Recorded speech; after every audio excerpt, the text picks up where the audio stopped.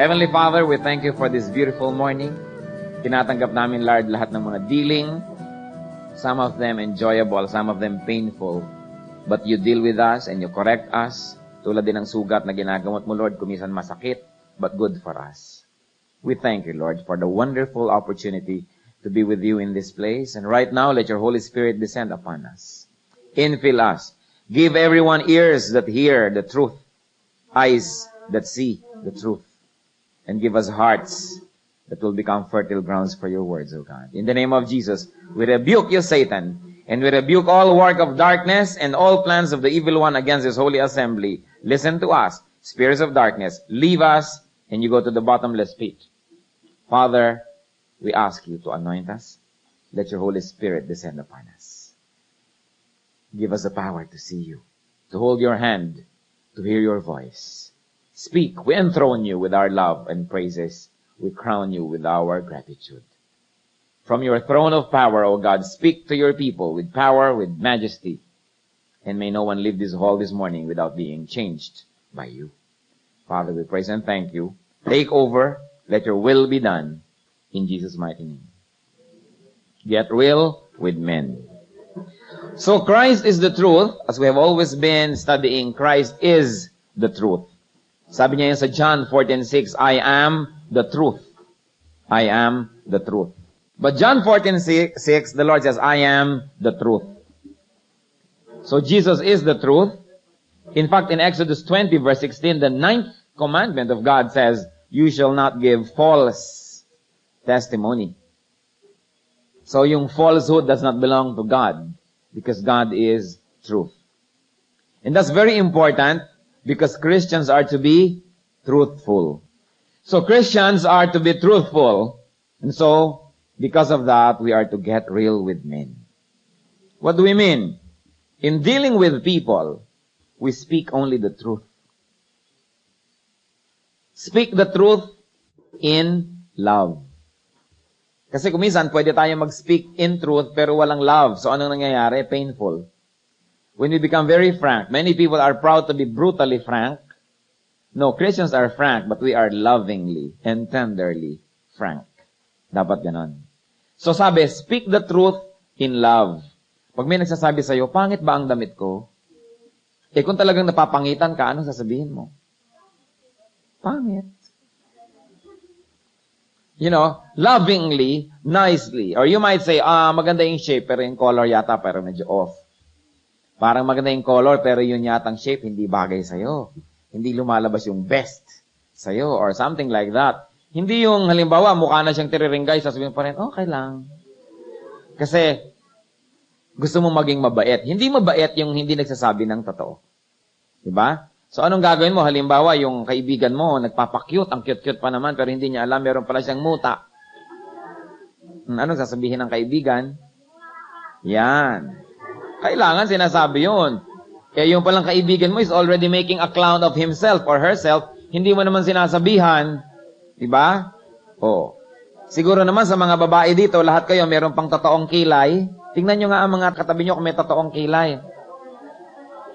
O, hindi pa nagdo-drawing ng kilay, pero kung minsan, pag matatanda na, nakadrawing na yung kilay. Eh, kung kaibigan mo, lumabas ang bahay, iisa pa lang yung kilay na na-drawing. Di ba kailangan sabihin na, iisa yata ang kilay mo ngayon? Kasi, kailangan tayo truthful. Kahit na masakit yung sasabihin mo, lalo kung medyo tungkol sa isang hindi maganda o isang kapangitan, kailangan sabihin, because this person will walk around like a clown, not knowing that he looks like a clown. Kaya tayo mga Christians, in getting real with men, we speak only the truth. But the truth should be spoken in love.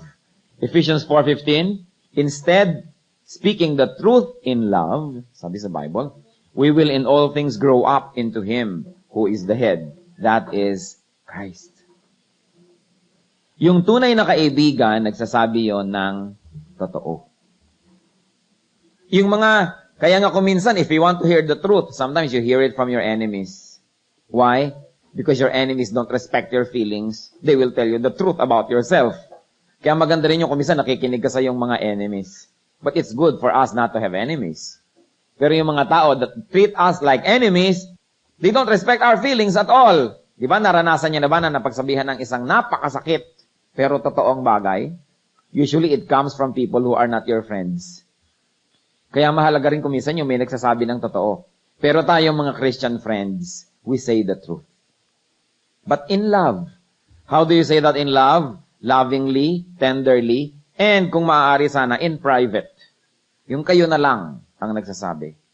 Yung halimbawa, sinasabi mo sa iyong kaibigan, huy, huwag mo naman sabihing semester. Kasi semester yun. Di ba? Siya naman semester ng semester, alam mo naman na mali. Utensil ng utensil. Utensil. Sabi ng English teacher ko, di pwede nating i-correct ang isa't isa, di ba? Hindi yung pinapabayaan mo lang yung isa na continuously doing or saying something wrong, hindi naman natin masabi-sabi. Yun ang tunay na kaibigan. People of God are real with men. Kaya kailangan yun, lalong-lalo among ourselves, tayo-tayo, matapat, sinasabi mo yun. Kahit na kuminsan, parang baka masaktan siya, baka kami misunderstand. Kailangan sasabihin natin. So, we, God's people, speak the truth. And in getting real with men, we also, number 2, project or impress or imply only the truth. What do we mean? There are 2 ways to make a person think in a certain way or to believe a certain something. You say it directly or you imply it. Diba?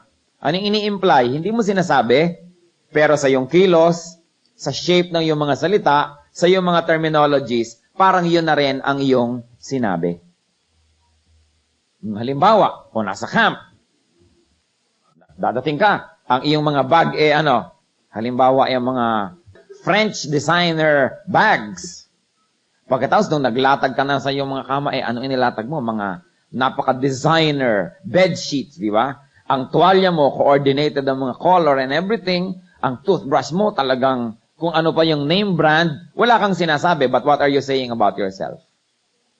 That you are rich. Or that you have good taste. This is what we're trying to say. That there are things we say without saying it. And in this area, we can so easily lie. Kumisan, lalo sa mga believers, sa mga Christians, mahirap mag-lie with your lips. But we can also lie with what we project, with the impressions we make, with the implications we put across. And to be real with yourself, to be real with God, and to be real with men, you project, you impress, you imply only the truth. Yung mga indirect and connotative words, di ba? Kuminsan, hindi na sinasabi, o katulad ng mime, nagbabasa siya, ang dami-dami niyang libro, so anong ini-imply niya? Siya ay intelligent. Yun ang implication nun. Marami tayong implications Kuminsan lang pagdating dito, wala bang memorial water? Anong memorial water? Yung social na inumin. Di ba? Mineral water pala. Ganyan. So anong ini-imply mo kung lagi ka naghahanap ng mineral water? Na hindi ka sanay uminom ng tubig na poso? Ganyan. Na ikaw ay sosyal. Di ba? Yung ganon, yung mga maraming ini-imply tayo with our actions, with our words. So without directly saying, I am intelligent, I am rich, sometimes we try to do that. And I tell you this, if you are not truly that intelligent, don't project it. Kasi mahirap pangatawanan yun. If you are not truly that rich, don't try to imply that you are. Kasi mahirap pangatawanan yung nagyayaman-yamanan ka. Tayong mga Kristiyano, we get real. Yung kung ano ako, yun ako. Hindi ko kailangan magpanggap para matanggap. Kasi, kung magpapanggap ako, tapos natanggap mo ako, di ang tinanggap mo pala hindi yung tunay na ako, kundi yung false na ako. Paano ngayon, pag dumating at lumabas yung tunay na ako, hindi mo na naman ako matatanggap. Kaya, kung ano ako, yun na yun. And this is what is very important in getting real with other people. You don't have to stand taller than what you really are. You don't have to be what you are not. The Lord would like to set us free. And if you are living in a lie, living in an image, you are not free. And if you are not free, what happens? Nahihirapan kang mabuhay. Di ba kung minsan nagyayaman-yamanan ka, meron pa nga pag ihahatid ng mga ka-eskwela bababa sa tapat ng malaking-malaking bahay. Bye-bye. Pag alis yung pala maglalakad doon sa barong-barong sa katapat uwi. Nag-i-imply na doon siya nakatira. Yung mga ganong klase mga implications, dapat ang Christians wala nun. Wala tayong pretenses. Kung ayaw mo sa akin dahil mahirap ako, di wag, sorry, we both lose. I probably lose a friend, but you also lose a friend. You don't have to be what you are not. God does not like us to work that hard. Yung ba mga iba, marami rin tayong mga lies. Halimbawa, mga empleyado. Gano'ng karami sa inyong nagtatrabaho na, yung employed? O kumisan, tambak-tambak ang mga papel at mga kung ano-ano sa mesa. Yung pala, props lang yun. Kunwari, busy. That's a lie. Diba? Yung mga, kunwari, busy, may mga laging ginagawa. You make the impression that you are busy. Kunwari, ganyan-ganyan, nasa telepono, nagsusulat-sulat, may mga tinutuldok-tuldok na kung ano-anong mga makina doon sa kanyang table. Yung pala, nakikipagdaldalan lang. Kunwari, nagtatrabaho kasi dumadaan yung boss. We can make lots of pretenses with that. And, boys can easily what? Project or imply that they love you. Diba? Yung pala hindi totoo. Thoughtful pa. Pabigay-bigay pa ng lollipops and roses. Yung pala hindi totoo. Diba? Yung mga babae naman, kunwari naman, ang hihinhin. Mga pa-imply, yun naman pala hindi. In other words, dapat yung pretense walang space yan sa life ng Christian. Kumisan marami pa mga props. Aalis ng bahay, kunwari ang dami-daming mga dala-dala, magla-library. Yung pala mall. Yung mga, you imply to your parents na gagawa ng project, merong meeting ng group, gumagawa ng thesis, yung pala nasa matabungkay ang thesis. Di ba? Kunwari, nag-aaral, gumagawa pala ng love letter. Yung mga ganong props. So by now, we are appreciating what I'm trying to say. Christian, you get real. And especially, you get real with your parents. Diba? Kunwari, kung minsan may mga experiment, bibili naman kung ano, hindi pala totoo. Pagka may mga enrollment, dinadagdagan ang mga matriculation fee. Dinodoktor pa pati resibo. 100 lang, lalagyan ng isa pang zero, nagiging 1,000. Ang mga magulang naman, bayad, bigay. All of these kind of things. You speak only the truth, and you also project and impress and imply only the truth. So you get real in your actions. You get real in your words. And with God's blessings, you are good enough. Marami kasi sa mga young people akala natin kung hindi tayo mukhang mayaman o matalino o ganito o gano'n, hindi tayo mamamahal, hindi tayo magkakaroon ng kaibigan. Meron pa nga nag-aaral sa Manila, tapos yung mga magulang, mga probinsyana, pag dumadating dun sa dorm o sa school, ayaw ipakilala sa ibang classmates kasi baduy ang nanay. Kasi may daladalang mga buhay na manok, mga patola, mga kung ano-ano. So, baduy naman may nanay. Tapos sabi ng classmates, sino yon? Maid namin. May ganon. May kilala ba kayong ganon? Kunwari yung nanay, maid. Dahil nagpapa-impress. Nagpapa-impress. Kaya yung mga iba, kahit manghiram na lamang ng mga damit dito, nakasampay pa yung damit ng kapatid, kinuha na, isinuot na kasi imported, kasi nagpapa-impress. Kung may mga kaibigan kayo at nagiging kaibigan nyo lang dahil ini-impress nyo, hindi yung tunay na kaibigan. Sayang lang. Naglolokohan lang kayo nun. Kung ano tayo at minahal tayo, yun ang tunay na kaibigan. And I tell you this, kahit ano kayo, meron kayong market. Diba? Halimbawa, ang tali-talino mo, edi yung mga medyo hindi masyadong mahilig sa katalinuhan, hindi mo magiging kaibigan, sayang din sila. Yung pala, hindi ka naman talaga tananggang tunay na ganong katalino. Dito ka sa level na to, meron ka ring market. Halimbawa, akala nung iba, pagka hindi sila gumagawa ng nagda-drugs o kaya ay umiinom o something, hindi sila magiging in sa ganong friends. Yung pala, lahat sila nagpapanggap din Get real. And as you are, you will attract people that will like you as you really are, and then yan na yung magiging lifelong friends. Pag sinabi mo na, eto na ako, nakilala mo na ako, kahit anong mangyari, lumindol, bumaha, magkadilubyo, lumabas mga kometa, siguradong mahal mo pa rin ako dahil ako na to hindi nalalabas yung iba pa. Kasi ito na yon. And it's important to be getting real with men. Don't stand taller than what you really are. Just be the better version of your real self. Yung ba, ganito na talaga ako. Hindi naman ibig sabihin lahat ng kapintasan ko ngayon, ganyan na, talagang ganyan ako. We improve on that. We work on that. But then, kung hanggang doon na lang talaga tayo, yun na yun. Don't stand taller than what you really are. Truthful men enjoy blessings from God. Sabi sa John 8:32, and the truth will set you free. Pag truthful tayo, we are set free. Ang hirap-hirap halimbawa nung meron kang word na hindi mabasa, hindi mo alam ma-pronounce, di ba? Ang hirap nun Sa mabuti pa sabihin mo na, paano ba pinopronounce to? Hindi tapos. May nagsabi sa'yo, alam mo na. You do not have to pretend that you know something that you do not know. Kung meron tayong hindi alam, tapos in-expose natin yung ating ignorance, somebody teaches us, what happens? We look like a fool for 1 minute, we learn, and then we are wise forever. But if you pretend to know what you do not know, you look intelligent for a minute, but actually all your life you will remain a fool. So pag merong hindi alam, itanong. Kung minsan may nagjo-joke, ay tawa na iba, tawa ka na rin. Sabi mo, ano kaya yun? Pero makatawa na rin, baka akala, hindi ko naintindihan yung mga ganon, lalo English yung joke, ay tawa ka ng tawa.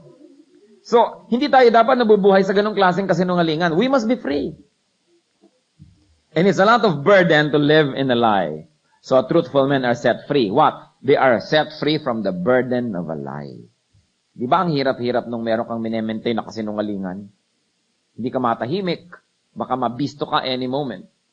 And also, truthful men are set free from the punishment of a lie. Because lies have punishments. Ano sabi sa Proverbs 19:9? A false witness will not go unpunished. And he who pours out lies will perish. Kapag meron kayong kagalit, kumisan, kung ano-ano nang sinasabi nyo against this kagalit, para yung kaharap natin, maging kakampi natin. Minsan kapatid nyo yun, pipintasan nyo na, sa iba, para lang nyo maging kakampi. Maliban na lang kung totoo talaga yung sinasabi ninyo. Pero kung minsan, para lang tayo magkaroon ng mga kakampi, kung ano-ano namang idadagdag natin sa kwento natin, para mukha tayong kawawa at mukha siyang walang hiya. Ganun ang nangyayari. And that is not living in truth. And that is not getting real. A false witness will not go unpunished. What else happens, Christian, when you are real with men? You are set free to be what God meant you to be. Kilala tayo ng Diyos. May plano sa atin ang Diyos. Yung iba sabi, bakit wala akong kapapel-papel? Lagi nila kung hindi napapansin, I come and go unnoticed. I can die today and the world will not even know. Yung ganong klaseng mga sentimiento is not true. Anong sabi sa Bible? Sa Isaiah 44:2, the Lord formed you in the womb. Ang Panginoon ang lumikha sa atin. Psalms 22 verse 9, sabi niya kay Lord, you brought me out of the womb. And in verse 10, from birth, I was cast upon you. From my mother's womb, you have been my God. What does it tell us, Christian? That God created you. You are not an accident. And you are not meaningless. And you are not nobody because you are somebody. God knows you so well. Gaano karami sa inyo ang nakakaalam kung gaano karami ang inyong buhok? Sinong gumising kanina at binilang nyo, tama pa ba ang buhok ko? May nawala ba dito? Nobody? Did you know that God knows the number of your hair? Turn your Bibles to Matthew 10:29 up to 30. Yung those sparrows, alam niyo yung mga sparrows, yan ang pinakatsipipay na ibon sa Israel. No? Sabi niya, kahit dalawa, isang pera lang yan, hindi na tayo gumagastos ngayon isang pera, so you'll probably not appreciate it, no? Pero walang kahalaga yung ibon, murang-mura yon pag bumibili ka, pero sabi niya, walang mga sparrows na nalalaglag sa lupa at namamatay without God's permission. And kung yung sparrows na yan, binabantayan ng Diyos, sabi niya, lalo kayo. Yung mga ibon na walang kahalaga pag binibili mo sa market, ang mura-mura, kulang na lang ipamigay, binabantayan ng Diyos. Kayo pa ba? At ang sabi niya, don't you know that even the very hairs, nakita nyo plural?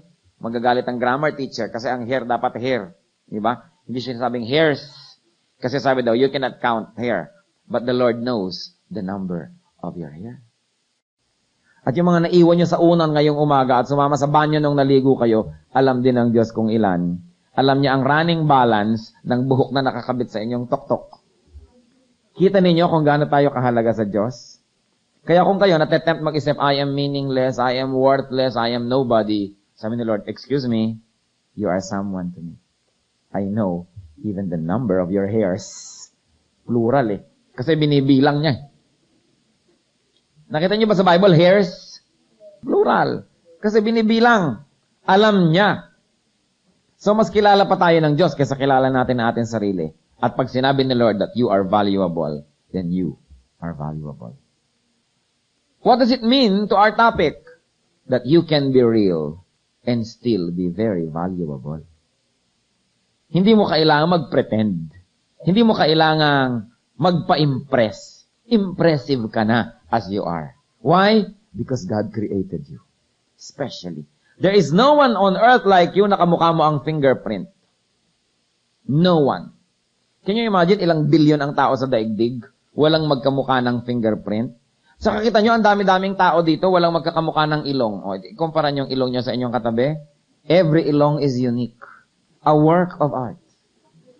May mga mukhang Mayon volcano, may mga mukhang Taal volcano, may mukhang Lahar, pero lahat yan wonderfully made. Unless you want to tell me na nagkamali ang Diyos sa inyong ilong. Pwede ba magkamali ang Diyos? So tama yung ilong na yan. Di ba? Kuminsan lang na-oppress tayo ng mga Western standards of beauty. Masama ang loob mo dahil hindi kasing tangos ng ilong mo, yung ilong ng mga Greek gods and goddesses. Gano'n ang ilong nila eh. Siguro gano'n ang hangin sa Greece, kaya kailangan gano'n kalaki ang ilong nila. Sa Pilipinas naman, madaling kumuha ng hangin, kaya maliliit na ilong, tama na. Hindi kailangan maging kamukha ka nito, kamukha ka nun. Kasi tayo na-o-oppress ng advertising, na-o-oppress tayo ng pop culture, na-o-oppress tayo ng media. Diba? Ano kasi sa media? Sa sine. Lahat ng bida, maganda. Pag pangit, kontrabida. Pagkapangit, halimbawa, o yun ay alitin, o ganito, ganon. Diba? So, ang nangyayari ngayon, pagka maganda, nag-glorify. Pagka hindi maganda, according to the standards of movie aesthetics, hindi ka na maganda. Huwag kayong nakikinig doon. Ang papakinggan natin ang Bible. Because the Lord made you beautiful. And beauty is not a point. Beauty is a wide spectrum. Maraming versions of beauty. Kaya huwag kayong magpapadaya na yung Western concept of beauty lang ang maganda. Maganda yung maputi kung bagay sa'yo, pero hindi ka maputi, hindi ka na maganda. Dahil maganda rin ang brown. Maraming maganda. Maraming version ang maganda. At pag nananalamin ka, sabi mo, ang ganda-ganda ko naman. Thank you, Lord. O ganon. Not to be proud, but to be appreciative of what the Lord made you. So, even your hair is numbered by the Lord. Let the truth set you free. The truth that we're saying is this, you are very, very precious. Sabihin nyo nga sa katabi ninyo, you are very, very precious. Mean nyo ba yun? Di ba talaga? Precious. And then, what happens? What are the blessings of truthful people? Truthful men walk with God. Did you know that? That when we are truthful, we walk with God and with God's children. Sabi sa 1 John 1:6-7, if we claim to have fellowship with Him, meaning the Lord, yet walk in darkness, we lie and do not live by the truth. But if we walk in the light, as He is in the light, we have fellowship with one another. And the blood of Jesus Christ, His Son, purifies us from all sin. So we walk in the light. Truthful men walk with God, and they walk with God's people. And it leads to another blessing. Truthful men get purified. Kasi sabi, but if we walk in the light, the blood of Jesus purifies us from all sin. Christian, you ought to walk in the light, not in the dark. Bakit mahilig ang mga sinful people sa dark places? To hide their sin. Di ba? Kaya yung mga prostitutes mahilig sa mga madidilim na ilaw, mga ilaw na kulay pula, kasi kahit mga bakokang nyo gumaganda sa ilaw na pula eh. Yung nakakadaya yan eh. Di ba? Kaya yung mga sinful places, kung ano-ano mga lighting effect niyan. But we Christians walk in the light because we have nothing to hide. It is important, ganon, to walk in the light. And mga lovers, kung meron sa inyo mga magnobyo, you should also always be in the light. Hindi pirming nasa dilim. Anong sabi? Love is blind and lovers cannot see because lovers stay in the dark. And in the dark, who else can see? Ang hilig-hilig. Ang mga Christian magnobyo, huwag kayong pirming nagpupuluputan sa mga gilid-gilid. Ano? Nag-iisang anino. Dalawa yung tao, bakit nangyari ito? Hindi dapat ganun ng mga Christians, hindi perming nasa sulok-sulok. Dahil kayo, mga anak ng Diyos, hindi tayo pang sulok-sulok, hindi pang gilid-gilid. Diba? Walk in the light. And when you walk in the light, you walk with Jesus Christ. And you walk with all other children of God. What else becomes a blessing of people that are truthful to themselves and to others? Truthful men become men of power. When I say men, I also mean women. Collective yon, generic of humanity. Truthful men become men of power. Anong sabi sa 2 Corinthians 13:8? For we cannot do anything against the truth. Biruin nyo yon, wala tayong pwedeng magawa laban sa katotohanan. Ang katotohanan ay laging magwawagi. Ang katotohanan ay laging magtatagumpay. Those in the truth are in the correct configurations. Alam nyo, ang buhay may configurations yan eh. May mga tamang formation yan. May mga tamang formula yan. Para nandun ka, kumbaga, dinadaanan ka ng power from heaven to earth, nadadaanan ka. Kailangan nasa tama ka mga lugar at mga formations. And those who live in the truth are in the correct formations. They receive maximum blessing. Those in the truth are in the correct path of power, of blessings. Diba, katulad lamang nitong mga kuryente. Kung nakatira ka sa area na hindi dumadaan ng kuryente, wala kang kuryente. Huwag kang magtaka kung ba't wala kang kuryente. Tumira ka sa lugar na walang dumadaan ng mga wire ng kuryente. Ganon din ang blessing ni Lord. May mga dinadaanan yan. Kailangan nandun ka sa tabi nun. And one of the best ways to be in the path of God's power is to live in the truth. To get real with God. To get real with men. And you know, truthful men are men of endurance, of stability, of permanence. Yung tao na nabubuhay, nagsasalita, nag-i-imply ng katotohanan, siya yung mayroong permanence, siya yung mayroong endurance. Why? Because the truth is forever. What happens to a lie? Diba, lie, ang tagal mong iniingatan. Ang isang lihim mo. Halimbawa, ikaw pala si Darna. Ang tagal mong iniingatan, minsan sa likod-likod dyan, sumigaw kang, Darna, lumipad ka, may nakakita sa'yo, bisto ka na. Kahit 10 taon mong itinago yung lie, isang pagkabisto lang, sira agad yon. Because the lie will never stand up to truth. Kung gusto niyo laging nakatayo, laging permanent, hindi natitinag, matibay, dapat nandun lang kayo sa totoo. Kasi yung hindi totoo, ang dali-daling masira. Ang dali-daling ma-expose. And you work so hard to hide it, and only one instance, it can go away, it can be gone. Because a lie will never stand. Psalm 117 verse 2 sabi, the faithfulness of the Lord endures forever. And of course, the faithfulness of the Lord is to those who are faithful to Him. Psalm 91, 1-2, he who dwells in the shelter of the Most High God will rest in the shadow of the Almighty. I will say to the Lord, He is my refuge and my fortress. O my God, in whom I trust. So those that stand in the truth, anong fortress nila? Si Lord. Kung ang fortress natin si Lord, pwede ba tayong matalo? Kung si Lord ang ating refuge, sa Kanya tayo sumisilong, pag may ulan, pag may bagyo, paano tayo masasalanta kung ang Panginoon ang ating sinisilungan? At tandaan ninyo, ang sumisilong sa Panginoon, yung nabubuhay sa katotohanan. Truthful men enjoy blessings not only from God, but also from other men. Ano yung mga blessings from other men? I like to think of 5. And you remember this with the finger of your hands. 1. Anong blessing natin yon? Truthful men get understood. Naiintindihan ka. Halimbawa, laging mainit ang ulo mo tuwing umaga. Hindi ka maintindihan ng mga tao. Pero nung sinabi mong, kasi, pag nagugutom kasi ako, umiinit ang ulo ko. Ganyan. Kaya pakainin nyo na ako ng maaga. O kaya, so either pakakainin ka ng maaga ng mga tao, or kung hindi ka nakakakain, umiinit-init yung ulo mo, naiintindihan ka. Kasi, ipinakilala mo ang iyong sarili. Yung mga iba, nagtatampo sa'yo, pambihira naman yan, birthday ko, hindi dumating, so nagagalit sa'yo. Yun pala, hindi ka lang makarating dahil nahihiya ka na walang regalo. Kung sinabi mong, alam mo, hindi ako makakarating kasi wala akong pang regalo. Sabi, hindi balik kahit wala kang regalo. Yung presence mo lang, regalo na yun. Di pwede ka na ngayong umattend. Pero kung ayaw mong sabihin na yun ang problema mo, paano ka maiintindihan? Maraming ganon.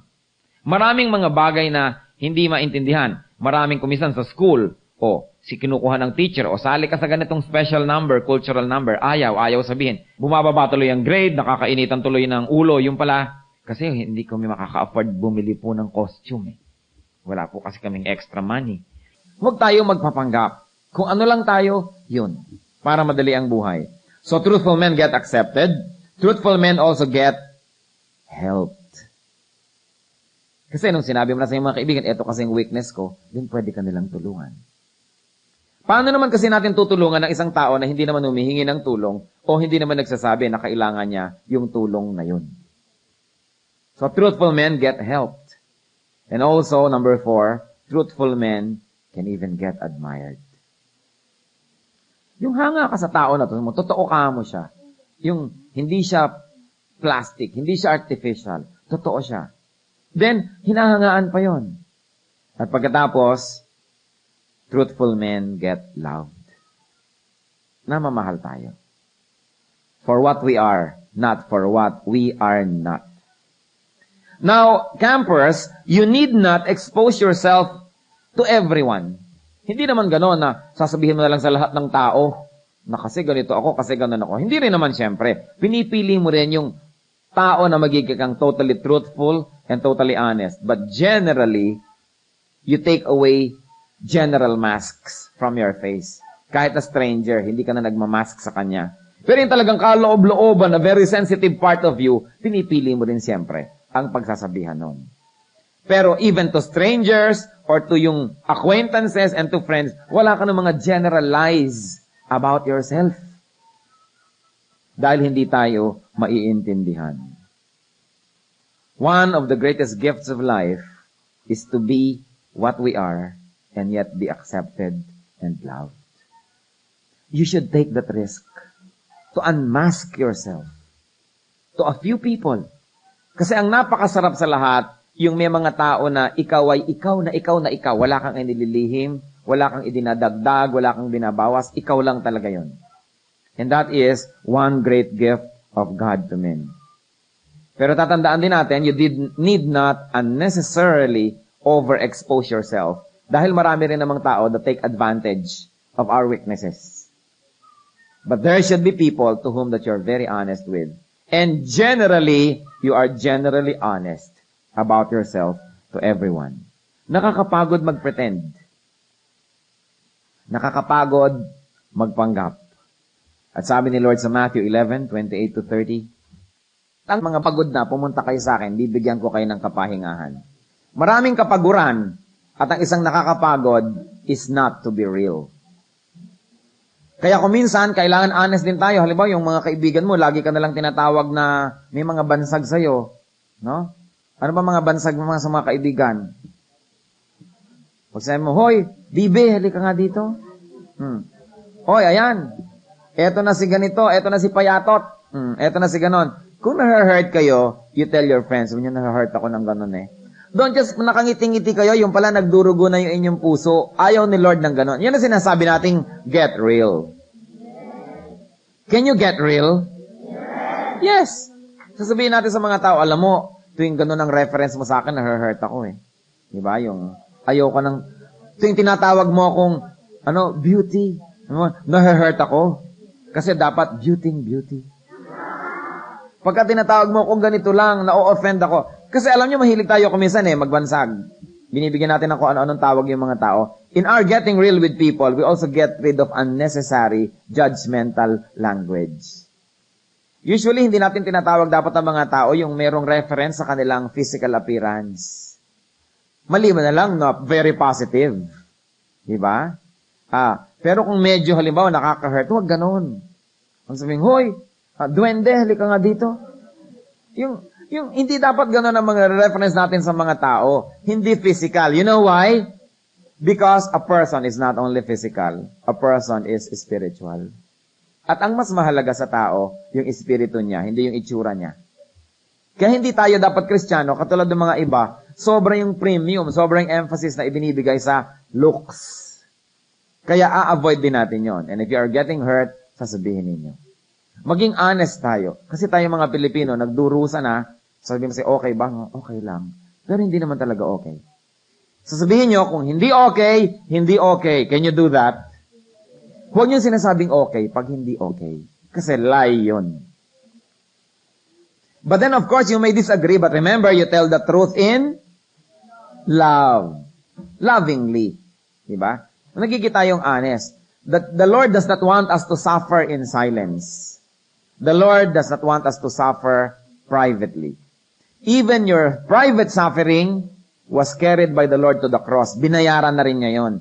Nadadaya tayo ng evil spirit at ng demons kung yung mga binayaran na ni Lord, sinisingil pa rin tayo. Yung mga pain na naranasan ni Lord para ma-accept na tayo sa pain na yun, nararanasan pa rin natin, nadadaya tayo nun.